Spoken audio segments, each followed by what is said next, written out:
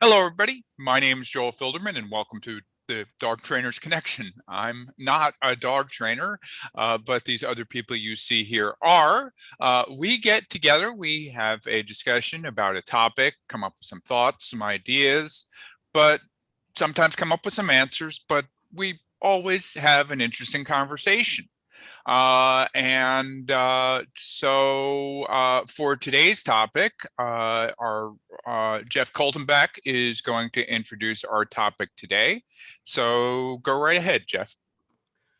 Hello, everybody. Today we're going to talk about flooding.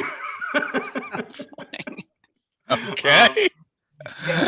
It's something that comes up a lot, when I'm talking to other trainers, especially not just in dog training, but in probably all areas of my life. I try to talk to people from all different backgrounds. And, when it comes to my profession, I try to talk to people from all points on the dog training spectrum. And, the topic of flooding comes up a lot. So it was one of the topics that came to mind about, its use, its efficacy, pros and cons.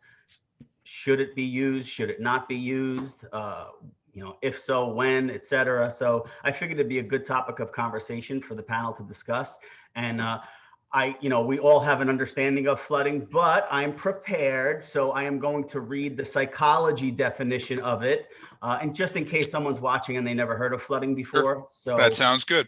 I will read it verbatim. It's off of like psychology.com or something. So I think it's was first developed in the 60s. Don't quote me on the date. But a technique in behavior therapy in which the individual is exposed directly to anxiety-producing situation or stimulus, either described or real, without any attempt made to lessen or avoid anxiety during the exposure. So that's kind of what it is. Obviously, that's the human, definition. Definition. Yeah. Obviously, it's used sometimes in dog training as well. So I just figured it would be a good topic. So I think you also, Jeff, also had a couple of things that you had added to the topic when we asked you about it, which was working dogs under duress was one of them. Right. And also one of that I found really interesting was, is it avoidable? So with that, anybody want to start?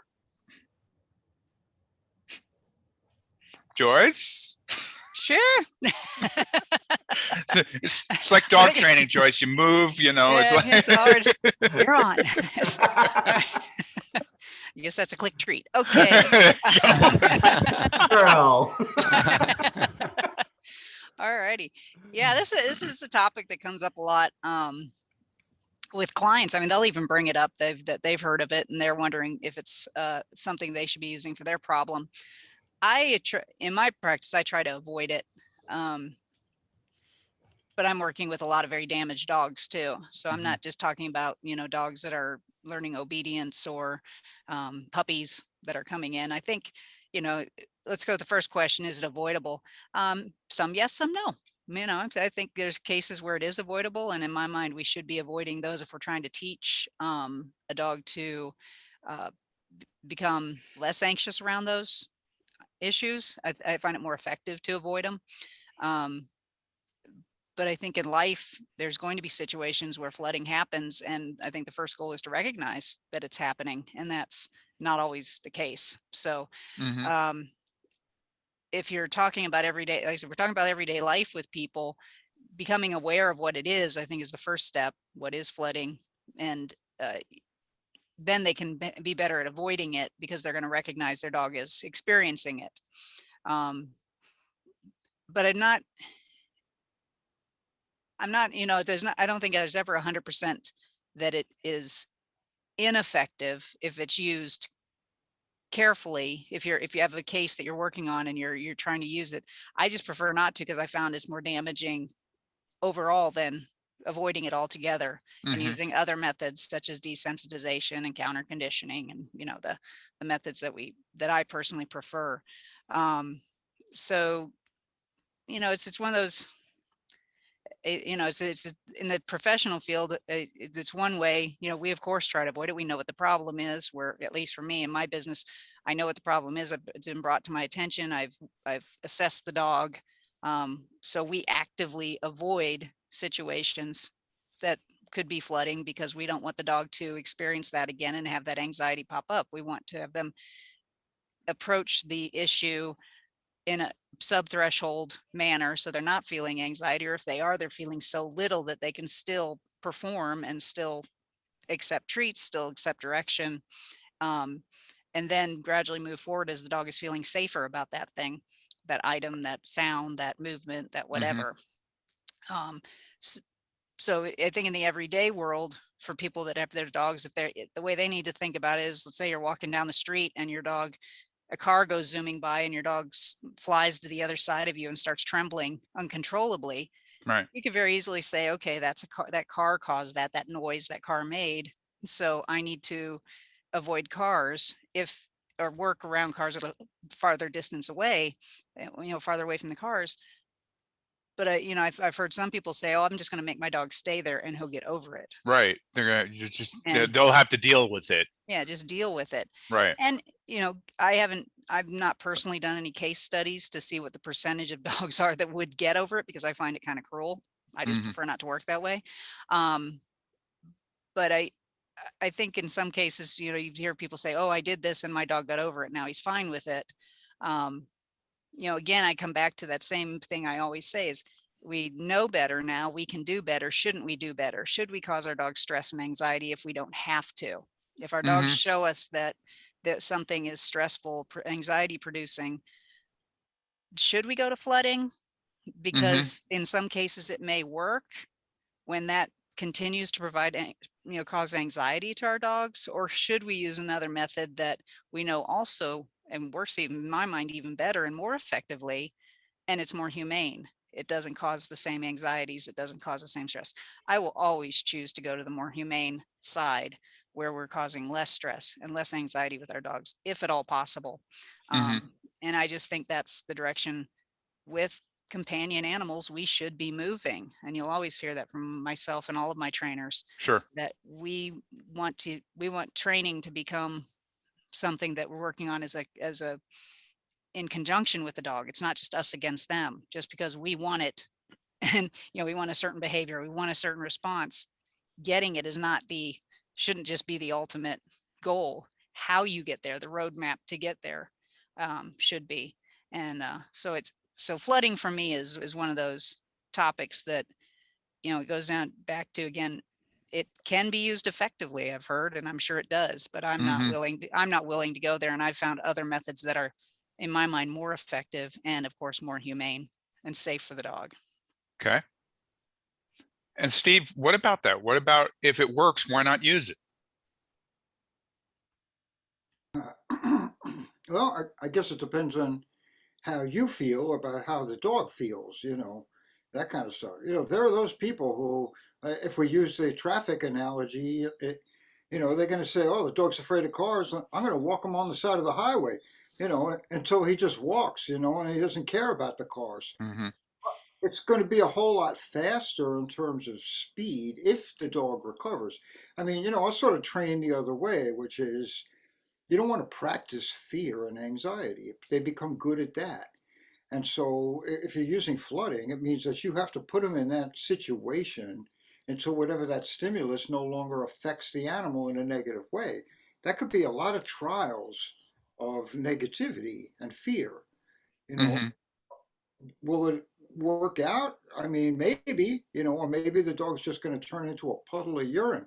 I mean, there's no guarantee that it's going to work. It could, but, I kind of go with Joyce. It's like, there are other better ways of acclimating animals, teaching them other coping skills, rather than force them into, you can't avoid this. There's that, remember that experiment for the learned helplessness? And they had that crate, and half of it, the floor was wired up to give a shock, and the other half was wood. And clearly, it takes the dog 1 second to figure out to hang out on the wood, and then they put it in another cage that was purely electric floor, and they were just continually like shocking this animal with no escape possibility, right? And what does it do? It shuts down. Shuts down. Sure. It had no option. It just shuts down. That doesn't mean it's cured. We want to say that we flooded the animal with, electricity and it's okay now. Next time you think you're going to go to put him in that crate, it's going to be all right. He's just going to go busting right in there because you kind of forced him to deal. I don't know that it solves that. I mean, you get the wrong animal, man, and it's shot forevermore. Yeah, it's like, uh, it would not be. I've seen this back where my old training facility was, which believe me was an industrial spot. I wasn't in the country. The guy who owned the business at the end had a little bit of a space near the Sawmill River, Hmm. and he fenced it off, and he had a horse in there. Now, I guess he was friends with the building inspector and the politicians of this like tiny little town that I had my place in. And nobody ever said anything about the fact that there was a friggin' horse at the end of this street, just behind this little fence and stuff. Hmm. There's an empty trailer, one of those 18-wheeler type things. Oh, that's where the horse slept, I guess, at night. Hmm. His old horse died and he got another horse, and I guess it was kind of a real spirited animal. And they had all these wallboard trucks coming, 18-wheelers coming down the street, a lot of noise. This horse freaked out, right? Escaped the pen. They had to go chasing after the horse. They got him back, but they tied him down. They tied him down, and he was freaking out. Trucks are coming day after day, and I'm Hmm. looking out my window and I see this poor horse. You know, I tried to have a word with the guy. I'm like, there's got to be a better way, And he's like, I've had horses my whole life. Shut up and just keep picking up the dog poop, pal. Like he was not a dog fan. I had people coming down there. He's like, these people aren't cleaning up after their dogs. I'm trying to talk to him about the horse. He just got jumped me. But you know what? It ultimately it worked out for him. The horse didn't have to be tied down. It didn't even pay any attention to the trucks. That was a flooding exercise. Did I like it? It wasn't pretty to watch, but it did work. Hmm. So, I can see why they continue to put the definition of flooding on the Psychology Today website or in I got my behavior textbooks. I took a little peek. Let me see what it says about flooding and these things. And they don't want to talk about it either. They give you the definition and they discuss it and they say it could be a dangerous approach. I'm going with that. It could be a dangerous approach. So I'm with you, Joyce. Okay. Cool. David? Yeah, I'm on board with everybody. I mean, I think, if you could be the least aversive as possible and do the gentle methods and try to do like what Joyce was saying, desensitization, counter conditioning, etc., that's the way to go. But obviously sometimes you may have to just get a little bit aversive and I mean literally a little bit aversive and keep it the least stressful as possible, right? I mean, this may not be the same thing, but in college, I'll give you an analogy. I literally got 10 foot of flood up my nose when I jumped off a 30-foot cliff into the water. So I didn't want to do it. No one was forcing me, but people around, my friends around me were like, come on, Dave, let's go. Right. So I jumped in and I'm like, oh, I'm going to do this again. This was great. So I went, I looked at him like, I'm not jumping in there again. I just, the hell with that. So, but like with dogs, getting with copying, where there's peer pressure, dogs don't think the way we do as far as that goes. But I know, correct me if I'm wrong, but dogs do follow a lot of times what other dogs do.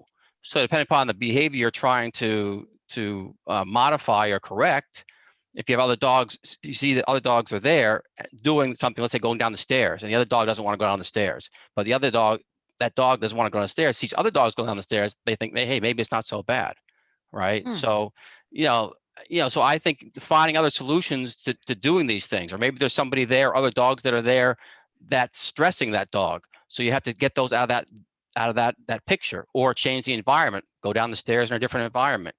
Maybe the dog was stressed that day or the day before from various things. Maybe there's construction going on at their house, construction in the area. So if you can de-stress that dog, let's back up. If that dog is stressed in that situation, right?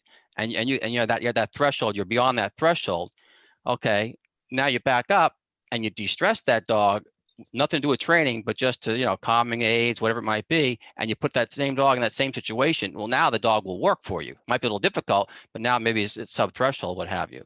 And then I think now drugs are much safer these days. So if you're in a situation like that too, if over-the-counter kind of calming aids, thunder shirt, separation of the anxiety wrap, things along those lines, DAP, lavender, all these kind of things don't work.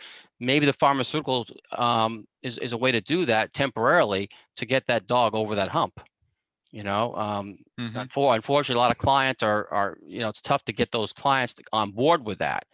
But if you can show them some papers, some scientific articles, and literature to support that, hey, it's safe and things like that, for short term, what have you. The dog might have to get some blood work, what have you, before and or during the process. But I think that's a one avenue to look at if you can't, if the dog, if the dog has to be put in that situation. And that's the other thing too, is do you have to put that dog in that situation? Can it be avoided? Just because you want the dog to do X, Y, Z, does it have to do X, Y, Z? Bonnie? Yeah, well, I had an experience with a client where her dog had to walk down a flight of stairs in her brownstone, or else it was a retired racing greyhound, and she had one before, but this particular dog just would not go down her flight of stairs in a brownstone, and they were pretty steep.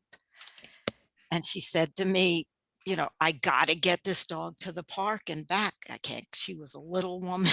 I'm not going to carry her. I just took the dog by the leash. I said, come on, we're doing this. I was very kind. You can do this. And I just, prayed and said, okay, let's go. And pulled that dog and got down to the bottom of the stairs, went to the park, and she never had a problem with it after that. Mm-hmm. So, and I guess that's flooding in some way because, and she said, I'm not keeping this dog. I got to get this dog out. And she ended up keeping it. It was a wonderful companion for her. So, I was nervous and felt for the dog, but just, and I wasn't mean about it or yank it or anything. I just said, come on, we're doing this. You can do this. Come on, boom. And just dragged it down and it went. Okay. So that's my experience with flooding. And, would I choose that? And that's not the way I would. And I've worked with dogs, getting them to be comfortable walking down a few steps and going back and using food and, slowly desensitizing them to movement on stairs. And that's worked really well with certain clients and cases I've had. But that time I did it. And thankfully the dog was okay. Mm-hmm. So Jeff, let's get back to where we started, where Joyce started. Is it avoidable? No, it's not. It's impossible to avoid. And every single dog trainer experiences it every time they touch a dog. Whether they identify it or not, that's a whole different story. And there's different levels of fear. There's different overt behaviors that fear initiates, right? Joyce was talking about the dog that scurries behind you when a car passes by. The opposite happens too. Barking, lunging, growling, right? There's all sorts of overt symptoms of fear. And so, I don't think it's avoidable, but we're talking about flooding as a protocol, right? So that means we're actively implementing a flooding protocol, right? Which is different than walking down the street, shit hits the fan, you got to deal with it, right? Yeah. So I was alluding to more along the lines of utilizing it as a protocol. Just based on everybody's feedback, I'm playing the lottery tonight because according to this panel, I'm the luckiest guy in the world. Okay. And I love all of you guys and I have the utmost respect to all of you. When you say flooding is inhumane, I take great exception to that. Okay. Flooding can be inhumane. It's probably more appropriate than flooding is inhumane. Otherwise, Bonnie's guilty of animal cruelty. Every puppy that I had to kind of nudge down the stairs, I should be in jail, right? Because technically that's inhumane, but it's not. If a dog is not going to walk down a flight of stairs with food, we could certainly encourage it. We might have to put a little tension on the leash. That dog is going to be experiencing anxiety, right? The stimuli or stimulus is the stairs, right? Flooding doesn't cause fear. The stimulus in the exercise actually causes the fear. Flooding is just what it's called. Right. So if we have to utilize, force, technically, if we have to put a little tension on a leash and then, kind of coax them along, and I don't know how other people do it, but if I have to, get a dog to, kind of work a dog down the stairs, when that dog gets to the bottom of the stairs, I am going to sound like a bumbling idiot. They're getting hot dogs. They're getting bacon. It's going to be the best thing they ever did in their life. So the small moments of fear that they may have experienced, right? That obviously following that, and I know not everybody is on board with aversive training, which by definition is unpleasant, not cruel and inhumane. But following this stuff up with positive rewards, I think is helpful, which is probably why Bonnie had success, because stairs were tough. But what was on the other side of that? And if we look at flooding, again, it was developed for irrational fears. And now, a lot of us have worked with rescue dogs. I know, Joyce, you work with a ton. We don't know where these dogs came from. We don't know. We often can't identify a root cause. So we do have to tread carefully if they are exposed to stress, because relationship is really important to me anyway. I mean, it's not like I'm going to just, take a dog in and that's it. I'm forcing this dog through everything. I think relationship has to be built first. I think, like a lot of training protocols, flooding is not for everybody. It's not for every dog. It's not for every trainer, and certainly not for every owner. There's a lot to consider, just like everything else that we have to deal with as professionals. There's so many variables that go into, decisions that we make. But I think, I think all of us flirt with that working, above and below threshold with dogs, right? Especially if we're working with problem behaviors. At some point, we got to kind of get to the line to kind of see what happens. My experience is, when you get to that point and you're working that dog below threshold, at some point, even if that threshold is reduced and you make progress, at some point you're crossing threshold. So that dog's got to be able to work for you. The biggest issue I see is a lot of people, and maybe it's more novice trainers and owners, if their dogs experience this, they get the hell out of Dodge. Boom, that's it. Next time, that dog knows exactly what it has to do to get to safety. And that behavior will perpetuate, it will reproduce itself, and it will get stronger.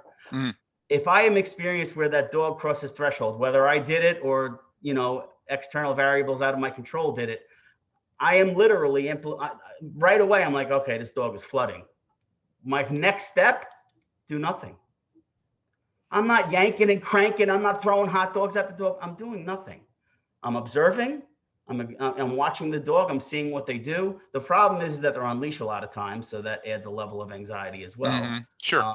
But I think, again, it's not for everybody. It can be used in certain situations.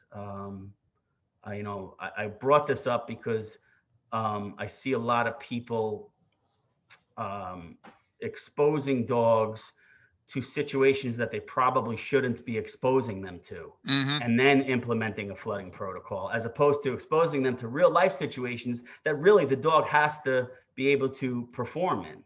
I work with feral dogs. They literally have never been on hardwood floors or tile, right? So, what do? I am, anyone who knows me, I don't carry dogs around. Unless they're handicapped or disabled, whatever the proper terminology is. I don't know what the hell's politically correct nowadays. Unless there's some kind of mobility issue where I have to carry them, I want them to walk across my kitchen. And when they get to the other side of that kitchen, they're eating a raw diet or yummies or some kind of stuff. But again, it probably has a lot to do with how I live my life too. Probably separate from dog training. I've been to hell, literally. So I don't run away from things that I'm afraid of. I don't avoid things that I'm afraid of. And my own personal pets or even though they're rescues and sometimes they're a little jacked up when they get here, I'm getting out and doing the things I do. Sure. I'm not going to limit my life. I'm not going to limit, anything in my life or my dog's life. I'm not going to keep my dog in the backyard because they can't go for a walk. I'm going to get them out on walks. But I do agree that it can be, traumatic to some dogs. I believe that some trainers shouldn't do it. I believe that some owners are just too uncomfortable for it. But that's why we have to have other alternatives as well. So But it, and Jeff, the thing that I think we need to focus on in this is not the is that the definition of flooding is without escape from the anxiety, correct? Doing nothing. Yeah, so Right. that Yes. so you're not doing anything. Right. And I want to be careful because I don't, first of all, if I said cruel and inhumane, I'm sorry, that's not, I don't ever that's like okay. I don't ever like to put that on somebody because I think that's an intent. And Mhm. so, that's not where I go. People, Yeah. I think most trainers do things with a good intent. They're trying to solve a problem. They just, they use their Yeah. own methods. So, but flooding is, you're putting a dog in a situation and there's no attempt to reduce the stress or anxiety in that dog in the Right. situation. Correct. So that's not what a lot of what we're talking about here. What we're talking about is you may put a dog in a situations that's difficult, but you're trying to reduce it somehow. So a lot of people are trying, like you said, trying to throw hot dogs at it, trying to make Yeah. it less damaging for the dog. And that's not really flooding. That's maybe that your timing isn't great, that you're not reading the dog great. Maybe you're pushing things a little bit too hard, but Well, no, any and all of that. Yeah, but in psychology, as it pertained to the human origin of flooding, there were behavior modification techniques like touch and other things to help the person through their trauma. Right, but is that flooding? Yeah, right. Because you were saying flooding, there was no attempt to reduce the anxiety in flooding. Right, and as it pertains to behavior modification, the other side of that would be to implement things. So, all right, so so I see what you're saying. So maybe leash reactivity might be a good example then.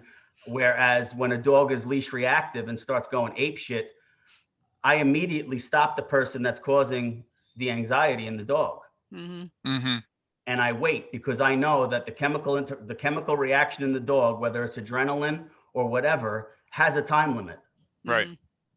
Right. When that at some point, so I'll either do that, or if it's an extreme case, I'll get the dog walking in the same direction as the trigger. Mm-hmm. Right. Which helps alleviate. But let's say leash reactivity, where dogs are barking, again, in a controlled environment, always, not sometimes, not once in a while, every single time the behavior lessens.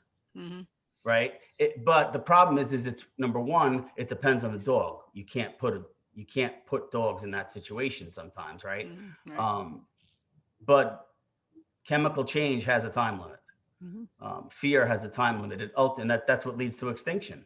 That's why, like Steve said, it's fast, but the first time it happens is not always fast. Mm-hmm. And it's very uncomfortable for the people and the dog. If we go back to the floor, right, or the stairs, so let's make it a slippery floor. It's Okay. one to help the dog across the slippery floor because there's resolution, but you helped, versus taking a dog to a gym with a polished, waxed floor, dropping the dog in the middle and leaving. And the dog has to walk off from that space. It's petrified. It's in the middle of this slippery surface, not used to that tactile association. Mm-hmm. You walk off, and it has to resolve that by itself. Right? Mm-hmm. It's continued stress on this dog trying to maybe get up, maybe slipping a couple of times while trying to rise. Very different than helping that dog take the steps somehow, right? No matter if it's, the carrot on the stick or the leash in the collar, helping it is helping it. Leaving it to itself is a different story. They're going to feel differently, I think. I could be wrong, but I think the dog will feel differently if you're helping it, even if it's scared shitless. rather than just leaving it there to experience that. So I wore my crow hat today because, I was thinking about when you go to sometimes these shopping centers and stuff, and the crows are like, they'll sit on the cars, because there's restaurants and all this stuff over there. There's always food. And Hmm. these crows are like, they're sitting on the mirror of your car, now you go in the woods and stuff. That crow isn't coming anywhere near you. Is it flooding with so many people around? Is that, or habituation because the crow grew up in that neighborhood, used to all those sounds, all right, all those sights, right? Hmm. And basically learns without stress because it just was raised and it habituated to the situation. So you can probably arrange that for a dog a lot of times too, right? Where you're giving them enough opportunity to get comfortable. I mean, of course, we're talking about cases where maybe you can't do that, but it just puts flooding on the list of the possibilities, right? It puts it on the habituation, the counter conditioning, the desensitization. It just goes on the list of an approach one can take. But if we talk about a kitchen, I'm saying you see the dog, he's like, oh man, dog can't walk across the kitchen floor. Call me putz, but I'm going and getting a carpet runner that I'm going to cut. I know the dog's going to skinny himself on this carpet runner to get across that kitchen. But if it was 6 inches wide, it's going to be 4 inches soon. And just a strip about like a half an inch, and maybe that dog's going to dance on that. Like, Tightrope. that's the way it's going to take some time. It's not fast, but that would be the way I would go, because it's an option. And if I could take that option rather than dump the dog in the middle of the kitchen floor and saying, if you want to get to the food bowl, buddy, there it is, and then maybe if he moves at all, am I going to take him back out to the beginning of it and start all over again? Because now I'm actually creating that stressor again, So because if flooding is going to work, then whatever initially caused that stress is going to disappear, technically, right? So, it's a good conversation, and it's interesting because, like Jeff says, sometimes you don't really have an option. You got to do what you got to do. But if you have the option, people like us oftentimes take the option, unless the dog says, "I'm not giving that to you. That's a gift you're not getting from me." Well, it's like, you know what? I might have been born at night, but I wasn't born last night, and I got a so, we could always go somewhere else. Fascinating, like, the thoughts and. But I mean, you brought up a really good scenario, Steve, because going to a strange place and dumping a dog in the middle of the floor is not something I would do. I would prepare a dog for real life experiences. But like something like what you're describing, that's a tough spot for, anybody, go dump somebody off in the middle of a strange high crime neighborhood. And, and they can't go anywhere. They're going to be sitting there for a few minutes before they say, shit, I better leave. Well, I have a perfect example, but this is nothing to do with dogs per se, but it has everything to do with this flooding situation, and just dumping somebody there and leaving them there in essence. But getting to what you were saying, Jeff, like I can relate it so much to skiing. Like for instance, I was getting desensitized, if you will, to the stressor of getting used to some of the more difficult moguls. And, that's one area that I'm kind of weak at. Again, you can relate that to dogs, obviously. So I got better and better. And I was with a group of other guys, that are in my class for instruction. And we're going to go, all right, guys, you guys want to go up to the bowl? This was out in Colorado. And this bowl, you have to hike like a half a mile out. Once you get in the bowl, you hike out over, and then you go down this chute. And it's like a 48-degree drop. And I'm like, okay, 48 degrees, I can't relate to anything. I hear 48 degrees, I know what that is, but in skiing terms, it's a different story. Well, we get up there, and I about shit my pants. I look down, I'm like, you gotta be kidding me. And do I have a choice? Yeah, I guess I could get helicoptered out. I guess I could backtrack a half a mile, but I'm like, and all these peer pressure and all this. So I'm again being dumped on the floor. I'm being dumped on the mountain top of the mountain right there, and I got this chute looking down at 48 degrees. And so then getting to what you were saying, Jeff, like, do you just right away go for it? No. With a dog, you let the dog settle down. My horn, and I was like, all pumped up. I had to think about it, kind of thing. So I said to the instructor, I said, just out of curiosity, what if I, because it was slick too. It was not like icy. It was a hard packed powder. So if you fall, you're going down to the bottom, and it's a long drop to the bottom. So I said, oh, just out of curiosity, I was being totally serious. I said, if you just go down just a little bit, just in case I fall, he said, could you do that? He goes, no. I go, what do you mean? He goes, well, because then you'll take me down with you. I'm like, so I'm like, all right. so I had to get over my fear, right? You know, so I just bit the bullet and I did it, you know, and it felt good when I did it. But it's all that kind of stuff. But if you don't have the mechanic, he goes, I wouldn't take you guys up here if I didn't think you guys could do it. You know, so again, if again, what you were saying, Jeff, if I was just jump there and I maybe didn't have the experience on maybe some smaller moguls, on some close to comparable situations like that, I definitely would have had to be like, you know, airlifted out of there or something, you know. Yep. Yeah, and I think too, that's why I mentioned relationship too, as it relates to dogs. I mean, if you don't have a relationship with a dog, something like this could be detrimental to what you're trying to accomplish for sure. You know, which is why I could do things with my personal pets that I wouldn't necessarily do with a client's dog, because that relationship is established, that trust is there. But it's like anything else. It's I think it's up to us as professionals to choose based on all the variables, our own capacity to implement something, the dog's capacity to deal with stress, the environment we're working, and the owner's views on how we should proceed in a certain situation, because sometimes we have to navigate around their comfort level, and that's okay too. And I think that's a good place to leave it for today. It's to quote Steve, it's complicated, but some of the things that I took out of it is that it's not for everyone. And that if you're going to do this, you should know what you're doing, obviously, and it's probably best to leave it to the professionals. Also that you have to decide for yourself. So with that, I want to thank you all for being here today, trainers. I want to thank everybody for watching. And don't forget to like us on Facebook and give us a thumbs up for this video. And we will see you next time. Thanks a lot, folks. Bye-bye. Bye.